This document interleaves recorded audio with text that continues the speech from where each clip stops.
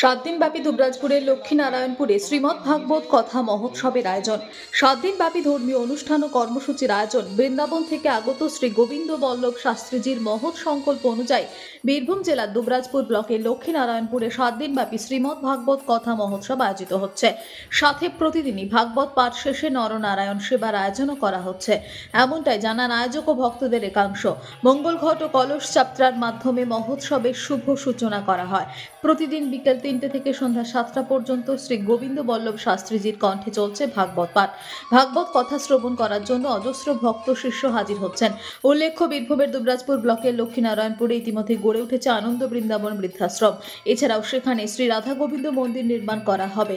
2023-এর 17 থেকে 18 সেপ্টেম্বর সেখানে ভূমি পূজন ও ভাগবত পাঠের আয়োজনও ছিল। এবার বৃদ্ধাশ্রম নির্মাণকে কেন্দ্র করে 7 দিনব্যাপী ভাগবত কথা মহোৎসবের আয়োজন করা হয়েছে। জানা গিয়েছে, লক্ষ্মীনারায়ণপুর গ্রামের একজন ভক্ত দিলীপ গড়াই ও তার পরিবার এই সংস্থাকে প্রায় 22 বিঘা জমি দান করেছেন স্বেচ্ছায়। তার দান করা সেই জমিতে শ্রী গোবিন্দ বল্লভ শাস্ত্রীজি এবং তার ট্রাস্ট এখানে গড়ে তুলেছেন বৃদ্ধাশ্রম।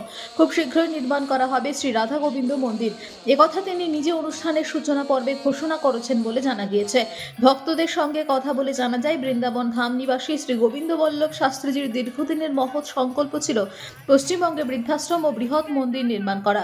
কয়েক বছর পূর্বে রাজনগরে ভাগবত পাঠ অনুষ্ঠানে তা ঘোষণা করেছিলেন তিনি। সেই সময় স্বেচ্ছায় এগিয়ে আসেন লক্ষ্মীনারায়ণপুরের বাসিন্দা দিলীপ গড়াই ও তার পরিবারের সদস্যরা। জমিদান করার সিদ্ধান্ত নেন তারা। বিভিন্ন ধরনের নির্মাণ কাজ অব্যাহত হচ্ছে। স্থানীয় এবং নিকটবর্তী বিভিন্ন এলাকার মহারাজ্যের ভক্ত অনুরাগীদের মধ্যে উৎসাহ উদ্দীপনা রয়েছে যথেষ্ট।